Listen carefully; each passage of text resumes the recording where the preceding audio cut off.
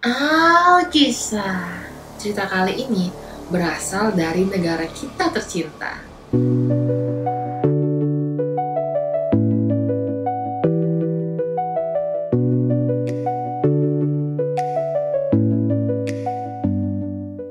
Budi, seorang murid SMA di Jakarta, sedang mendapatkan tugas kelompok dari sekolahnya. Dia dan teman satu grupnya harus mengumpulkan informasi tentang peninggalan bersejarah dan membuat sebuah presentasi. Budi memilih dua teman dekatnya sebagai teman setimnya karena mereka sudah berteman cukup lama dan Budi merasa nyaman dengan mereka. Walaupun Budi bukan termasuk anak yang juara di kelasnya dan terkenal cukup nakal, dia selalu tepat waktu mengerjakan tugas yang diberikan padanya. Nilai Budi pun juga selalu di atas rata-rata. Berbeda sekali dengan kedua temannya yang layaknya anak nakal biasa.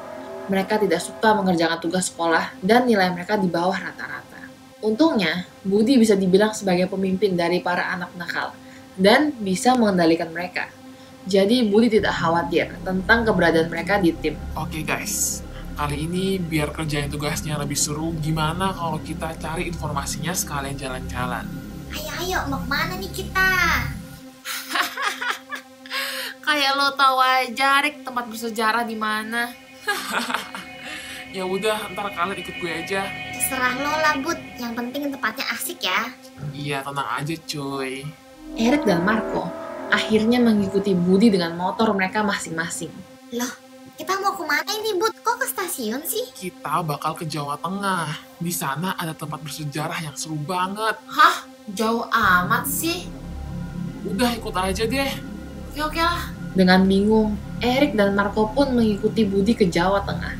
Sesampainya di sana, matahari sudah terbenam dan malam sudah tiba. Melihat keadaan yang sudah gelap, Erik dan Marco berpikir mereka akan melanjutkan kunjungan ke tempat bersejarahnya besok. Akan tetapi Budi langsung mengajak mereka ke sebuah benteng tua. Loh, kita nggak ke hotel dulu? Yah, ini masih jam berapa? Lo taunya tidur doang sih. Udah, ayo. Ini tempat bersejarah yang gue bilang. Lo yakin masih buka ini tempat? Udah jam 9 malam ini cuy. Buka. Kalian kan mau yang seru. Nggak buka pun ya kita manjat aja. Pusing amat sih. Gila lo, Bud. Ya udah, gue ikut aja deh. Mereka bertiga pun berusaha untuk mencari cara untuk memasuki benteng tersebut. Pagar yang tinggi dan parit yang cukup dalam membuat mereka bertiga kehabisan akal. Setelah memutari pagar cukup lama, Erik menemukan sesuatu. Guys, sini. Lihat tuh, ada lubang. Kata Erik sambil menunjuk ke sebuah lubang. Wah, jago emang lu, Rik. Untungnya, lebar lubang cukup besar dan mereka bertiga cukup berani untuk masuk. Di dalam pagar, keadaannya serasa lebih gelap. Walau begitu, mereka masih bisa melihat sama-sama bangunan yang terbengkalai. Budi yang melihat semua temannya sudah masuk, langsung mengajak mereka untuk menjelajahi wilayah benteng itu. Tidak seperti yang mereka kira, di halaman benteng terdapat banyak patung-patung yang berbentuk makhluk menyerupai manusia, yang bergaya Indonesia dan bukan Belanda. Mereka berjalan sambil melihat-lihat ke sekitar, dan tidak terasa sudah sampai di salah satu bangunan. Karena sudah lama tidak terurus, keadaan bangunan cukup parah dan banyak yang sudah rusak. Pada awalnya mereka bertiga merasa seru karena dapat menjelajahi tempat yang baru. Tetapi lama-kelamaan rasa seru berganti dengan rasa bosan. Karena yang mereka lihat hanya itu-itu saja. Budi yang melihat itu akhirnya mengajak Erik dan Marco untuk keluar dari benteng. Di perjalanan, Budi merasa ada sesuatu yang terlintas di ujung matanya. Dia pun berjalan ke sana. Kenapa lo, Bud? Keluar arahnya ke sana. Kata Erik sambil menunjuk ke arah lubang. Bud. Budi seakan tidak mendengar pertanyaan Erik dan tetap berjalan. Di kejauhan, Budi melihat ada sebuah tangga yang menuju ke bawah. Budi melihat temannya sambil menunjuk. Lihat. Kayaknya seru tuh. Wah, mata lo tajam banget, Bud. Gelap-gelap gini bisa aja kelihatan. Ya dong. Ketika mereka berjalan ke bawah, mereka melihat sebuah lorong panjang yang gelap.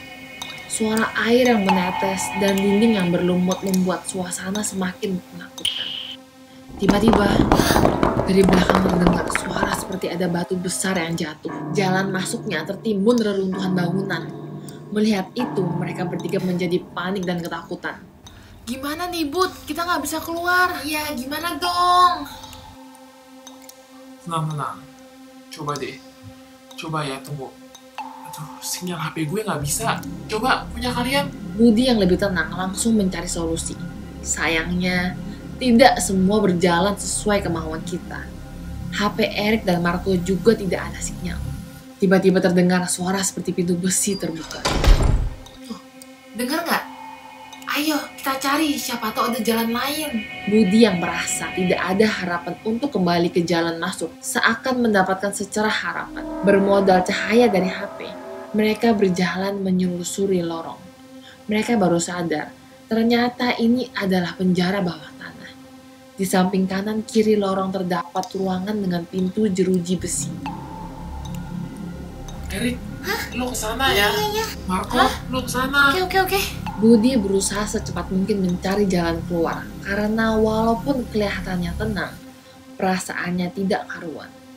Setelah tidak lama berpisah, Budi mendengar suara teriakan Erik dan langsung menghampirinya. Di sana, Budi melihat Erik kejang-kejang di salah satu ruangan yang pintu jerujinya tertutup rapat. Lo kenapa, Rik? Erik hanya bisa menjawab dengan teriakannya. Lepaskan aku. Belum sempat berpikir cara mengeluarkan Erik dari ruangan penjara itu, Budi mendengar suara teriakan dari Marco. Paniknya pun mulai memuncak. Budi bingung bukan main apa yang terjadi. Lo kenapa? Budi berteriak sambil berjalan menuju Marco. Di sana, apa yang dilihatnya hampir sama dengan keadaan Erik. Marco terkunci di ruangan penjara dan badannya kejang-kejang. Tiba-tiba terdengar suara seperti besi yang sedang beradu. Walaupun suara teriakan Erik dan Marco sangat keras, suara itu terdengar sangat jelas di telinga Budi. Rasa takut yang bergejolak di hati Budi tidak bisa dibendung. Dia merasa seperti ada sesuatu yang sangat mengerikan di ujung lorong. Suara besi yang beradu yang makin jelas di telinga Budi pun menjadi bukti kebenaran perasaannya. Badannya yang dipenuhi rasa takut seakan terpaku di lantai. Tidak bisa digerakkan. Perlahan muncul sosok yang menyerupai manusia tetapi memiliki badan yang sangat besar dan tinggi. Matanya merah dan mempunyai taring. Tangannya memegang rantai yang ujungnya berada di kegelapan. Budi yang melihat itu berusaha untuk lari. Sayangnya, pada saat Budi membalikkan badannya, lehernya langsung dililiti oleh rantai dan seluruh tubuhnya tertarik ke belakang. Budi pun akhirnya pingsan. Setelah bangun, Budi sadar bahwa badannya tergantung oleh rantai yang mengikat tangannya. Budi refleks meronta agar dapat lepas dari ikatannya. Tetapi sebelum dia bisa melakukan apa-apa, Budi teriak karena merasakan rasa sakit yang luar biasa. Punggungnya dicambuk berulang-ulang kali dan membuat Budi tidak sadarkan diri. Kali ini, Budi bangun dengan keadaan tengkurap dan kaki tangannya terikat pada ranjang batu. Tidak lama,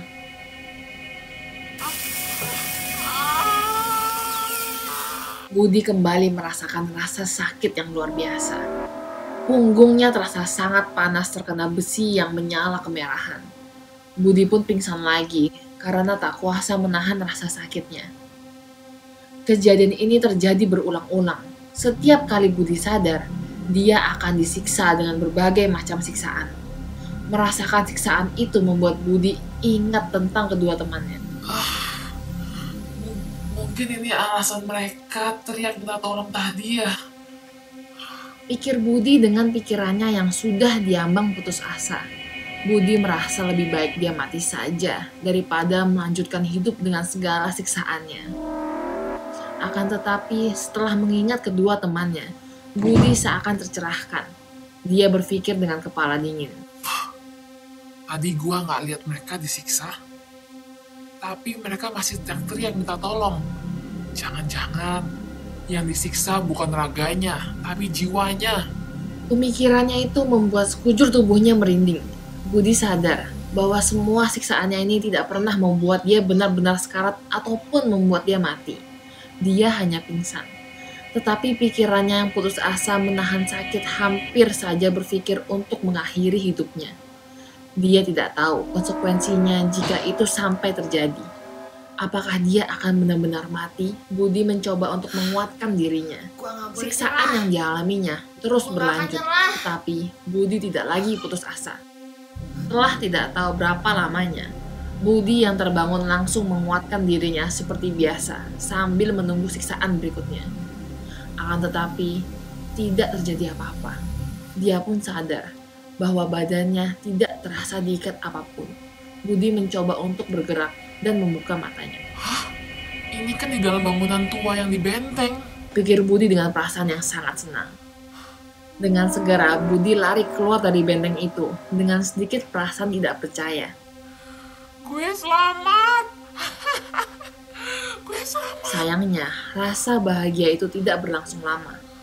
Budi yang teringat kedua temannya langsung menuju ke kantor polisi. Polisi menggeledah seluruh wilayah benteng, tapi tidak menemukan apa-apa. Bahkan ketika Budi ikut masuk ke dalam benteng, dia tidak bisa menemukan tangga menuju penjara bawah tanahnya. Sampai sekarang, tidak pernah ada yang tahu di mana keberadaan Erik dan Marco.